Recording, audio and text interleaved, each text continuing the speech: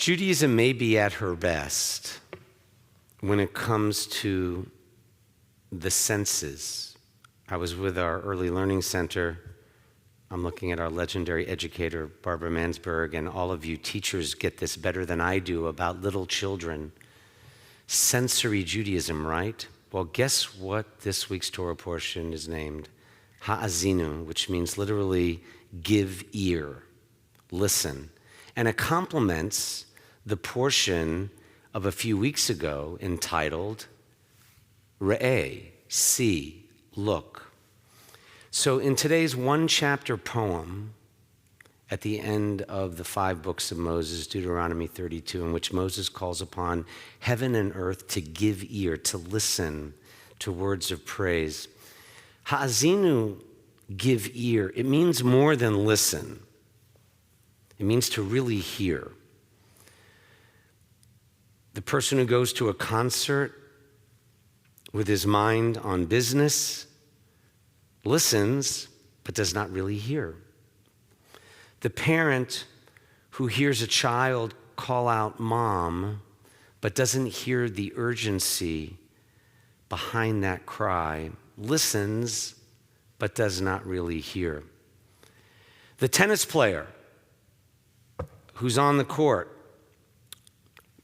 physically, but whose mind is somewhere else, listens about showing up, but doesn't hear what he or she is really supposed to do. With Rabbi Greenstein here tonight, I'm reminded of our friend David Wolpe, a mutual friend in LA, who was accused of being absent-minded, but as David says, quoting the great poet, I'm not absent-minded, I'm present-minded somewhere else. But if you think about, as important as eyes are, in Judaism, vision is as much about the ears as it is about the eyes. Right? Think of the watchword of our faith we sang with Emily. We don't say, look, Israel. We say Shema. We say, listen, hear, understand that God is one.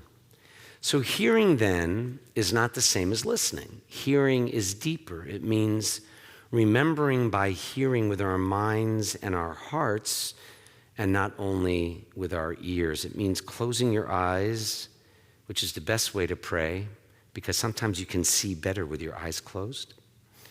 It means remembering by hearing with our minds and hearts and closing your eyes and hearing the miracle of a child's growth through the years by hearing what's behind that same voice. So these are the high holy days. They're not over with Yom Kippur. As you know, that's why the Torah covers are still white until the end of Shmini Atzeret Simchat Torah, a week from Monday. These are the days when our tradition says that God hears us.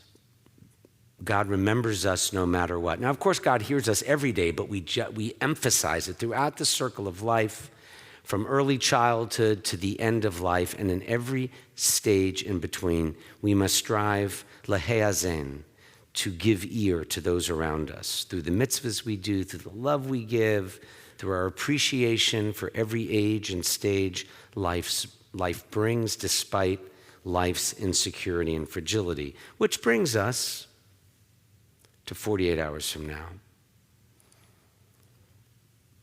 Yes, there is a link, even if indirect, between the November holiday of Thanksgiving and Sukkot.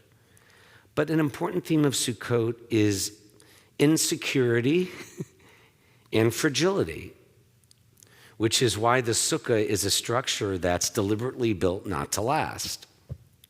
A sukkah is a symbol of insecurity and uncertainty and the fragility of our lives. Yes, the other theme is joy, and that's important because despite the fragile nature of our lives, we're supposed to give thanks for what we have, even if it's just food and shelter. Sukkot is known in our tradition as Hechag. Now, I've given you a sheet that will tell you the different names for Sukkot, Chag HaAsif, Zman Simchatenu. But the question is, okay, if this holiday is synonymous with joy, how can anyone reconcile a time of insecurity,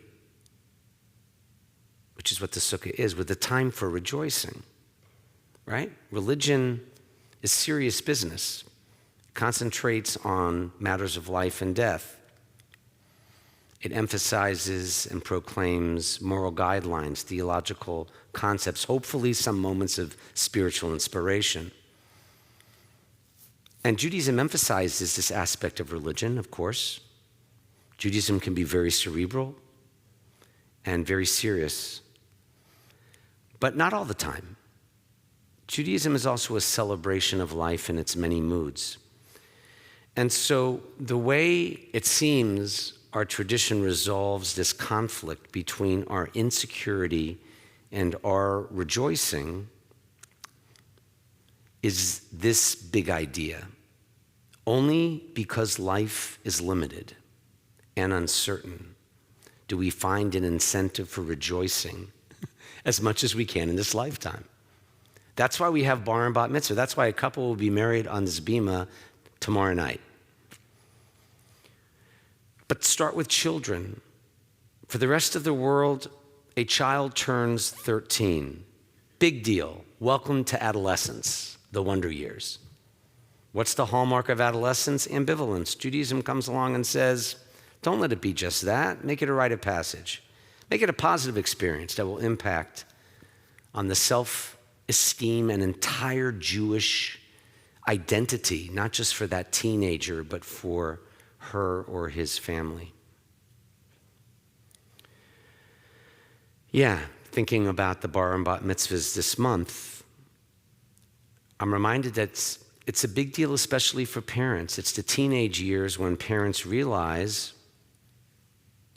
if you've ever been a parent, that you give birth twice.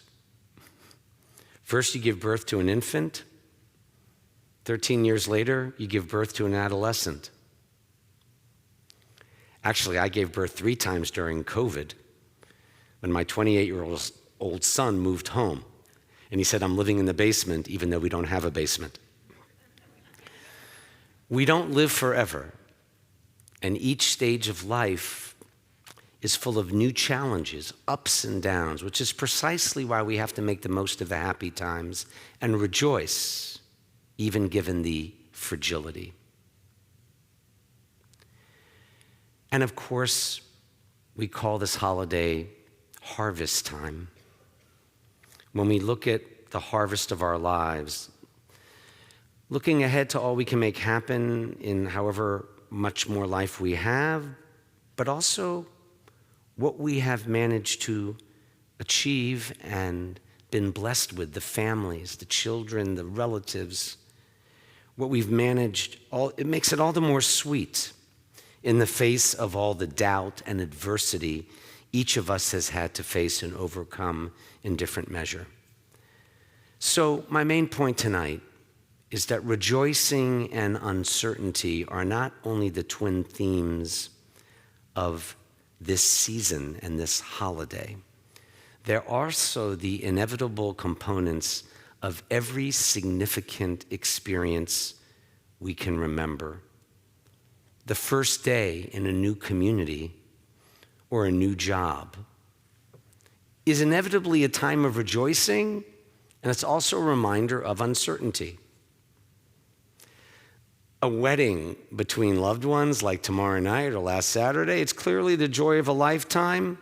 It's also a moment of apprehension, of wondering and hoping, looking forward and hoping. Every life that is ever lived is punctuated with uncertainty and insecurity, just like the sukkah behind that wall that sways with the slightest breeze. But it is precisely that instability out of which we forge a zest and zeal for living that makes all of our days so very rich and sweet. Ken Yehi Ratzon, so may it be for all of you, for me and for all of us and for everyone we love. And let us say, Amen.